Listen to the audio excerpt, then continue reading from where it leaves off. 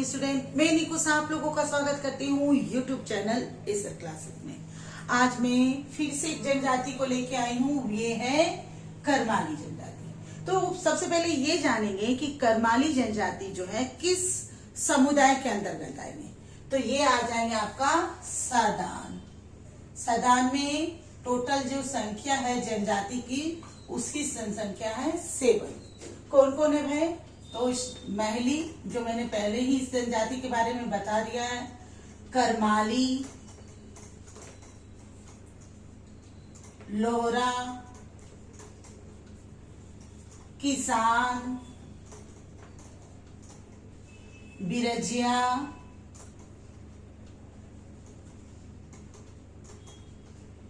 और चिकबराइक और गोरहर।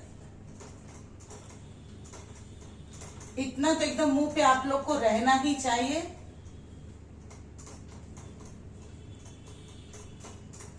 ठीक है, 1 2 3 4 5 6 7 ये होते हैं जाके सदान समुदाय के जनजाति।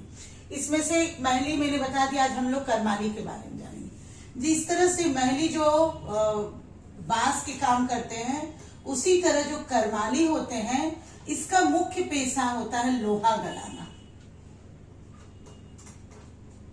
ठीक है, ये हो गया लोहा गलाना। दूसरा, इसे दस्तकारी भी कहते हैं और शिल्पकारी भी कहते हैं।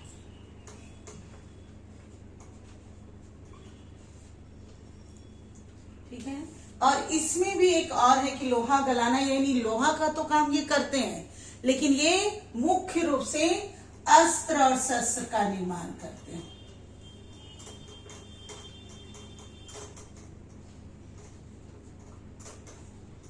अस्त्र शस्त्र का निर्माण करने वाले हैं। ये तो हो गया इसका टाइप में कि ये हो गए जाके सदान। ठीक है, अब कौन से समूह के अंतर्गत आएंगे? समूह में जैसे मैंने बताया है थी कि प्रोटोस्टराइड,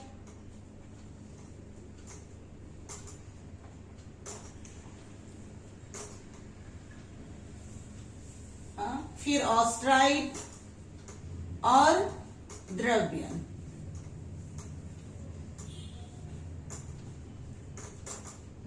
इतना मैंने बताया था, ये 3 आपके समूह होते हैं। तो उसमें क्या है, जो द्रव्यन होते हैं उसमें सदान और राजपूत होते हैं,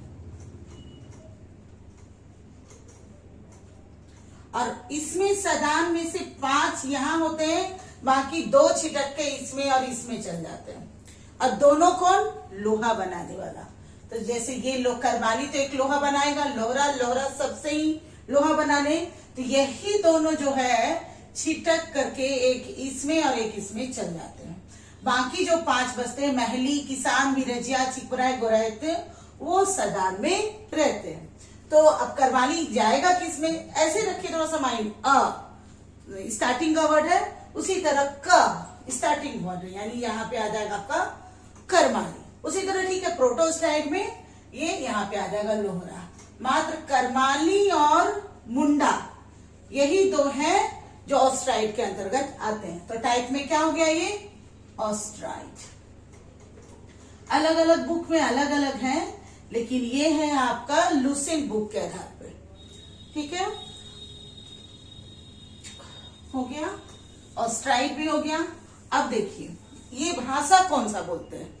सदान में है, सदानी भाषा तो होगा ही। सदानी भाषा बोलेंगे, या ये लोग का मातृभाषा जो बोलेंगे वो है खोरठा। चाहे सदानी हो चाहे खोरठा हो, वो किसके अंतर्गत आता है? भारूपीय भाषा के अंतर्गत। आपको जब ये वीडियो नहीं समझ में आ रहा है भाषा वाला, मैंने एक वीडियो बना दिया, आप वहां देख करके इसको अच्छी तरह से क्लियर कर सकते हैं। हो गया, इस तरह से इसका पेशा भी हो गया, समझ में आ गया कि इसका पेशा क्या होगा।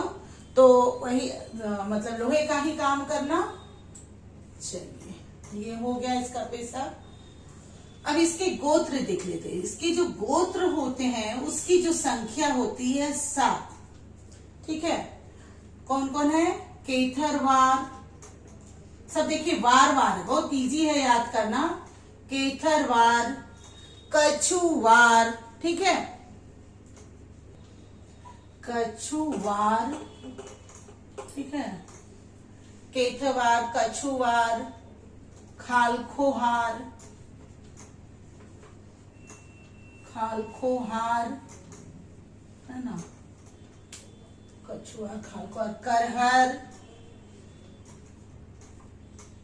तुर्की, ठीक है, तुर्की और सोना।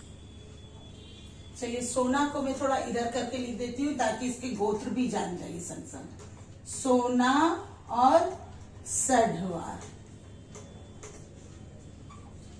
कभी कभी जो एग्जाम में है उसके प्रतीक चिन्ह पूछे जाते, जो केतवार होते हैं वो कैथा ब्रिज, कैथा ब्रिज इसका प्रतीक चिन्ह हो जाता है, ठीक है, बहुत इजी है प्रतीक चिन्ह। कछुआर यानी कछुआ, कछुआर यानी इसका प्रतीक चिन्ह क्या होगा, कछुआ। खालखोहार ये साल वृक्ष है, ठीक है। करहर ये भी एक वृक्ष है। तुर्की यानी ये चूहा है। सोना एक पदार्थ है और सड़वार यानी ये साड़ है। तो ये इसका हो गया सबका प्रतीक चिन्ह हो गया। अब इसके विभाग के बारे में जानते हैं। विभाग को यदि लगभग सब जो है बधु मूल्य देते सिर्फ कोरबा जनजाति को छोड़ के, तो जो इसका बधु मूल्य है पहले ये जान ले। तो इसका बधु मूल्य हडवा है, हडवा। कहीं कहीं पे पोन भी बोला जाता है। इस जनजाति में बहुविवाह काफी प्रचलित है, बहुविवाह। उसके अलावा जो भी विवाह है, गोलहट विवाह, हट विवाह, ये सब भी इसमें है।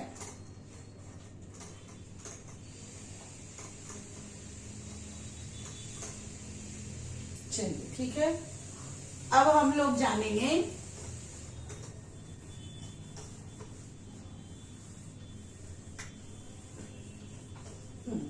हो गया। अब हम लोग इसके देवता या जो प्रमुख है, प्रमुख देवता के बारे में जानेंगे। प्रमुख देवता सब लोगों के तरह, मतलब लगभग सब जनजाति के तरह, बहुत सारी जनजाति का सिंगबोंगा ही आप प्रमुख देवता है। तो इसके भी जो प्रमुख देवता है वो है सिंगबोंगा। अब देवता हो गया तो भाई पुजारी होना जरूरी है, बिना पुजारी का तो काम ही नहीं होगा। तो इसके पुजारी को बुलाया जाता है नाया, इसके पुजारी को नाया बोला जाता है। उसके बाद इसके एक पवित्र स्थान भी होते हैं जिसको बोला जाता है पवित्र स्थान। जो इसका एक अलग पवित्र स्थान है, सबका होते ही है, सरना होता है, लेकिन इसका एक अलग पवित्र स्थान है। तो इसके पवित्र स्थान को बोला जाता है देवगिरी। अब इसी द वर्ड से एक वर्ड आपको और याद रखना है, क्या? तो इसकी एक पवित्र नदी है, एक नदी को ये आप लोग काफी पवित्र मानते हैं। वो नदी है इसका दामोदर। दा से दाविक्री और दा से दामोदर नदी। और एक इसमें प्रमुख बात यह है कि ये लोग के जनजाति में ओझा काफी होते हैं, ओझा। अब इसके पर्व त्योहार जान ले। पर्व त्योहार में ये लोग टूसू पर्व को बड़ी धूमधाम से मनाते हैं और इन लोग में टूसू पर्व काफी होता है। टूसू पर्व ज्यादा कहाँ मनाया जाता है? पंचपरगना में, इसलिए इसका जो अस्थायी निवास भी बोला जाता है हजारीबाग और पंचपरगना है। तो टूसू पर्व को लेकिन ये लोग और दूसरे नाम से जानते हैं, तो वो है मीठा पर्व, मीठा पर्व या बरका पर्व, ठीक है। इन लोग का ये काफी रहता है, मीठा पर्व और बरका पर्व। तो इसलिए यहाँ टूसू नहीं पूछेगा, यहाँ पे पूछा जाएगा मीठा पर्व किसे कहा जाता है, ये मीठा पर्व किस जनजाति, कौन सी जनजाति मनाते हैं, तो ये मनाते हैं।